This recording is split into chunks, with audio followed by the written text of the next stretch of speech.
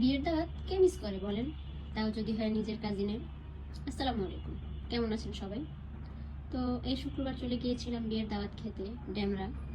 তো আমরা সপরিবারে গিয়েছিলাম, কেউ ঢাকা থেকে, কেউ গাজীপুর থেকে। বিয়েটা মূলত কমিউনিটি সেন্টারে হয়েছিল। আসলে ঢাকা শহরে কমিউনিটি সেন্টার ছাড়া আর জায়গাই বা কোথায়। সো কমিউনিটি সেন্টার ছাড়া অপশন নেই। আমাদের পৌঁছাতে পৌঁছাতে 3টা বেজে গিয়েছিল। মূলত আমরা বরপক্ষ থেকে এসেছি।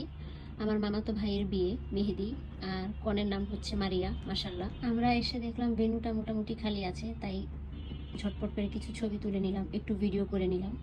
খুব সুন্দর করে সাজিয়েছে মাশাল্লাহ।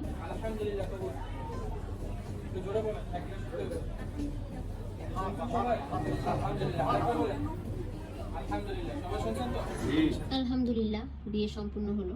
এরপর আমরা খাবার দাবারের জন্য বসে গেলাম।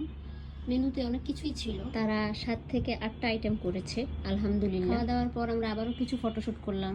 তারপরে এই যে দেখেন আমার ভাগ্নি মাশাআল্লাহ, ওর সাথে একটু দুষ্টুমি করতেছিলাম।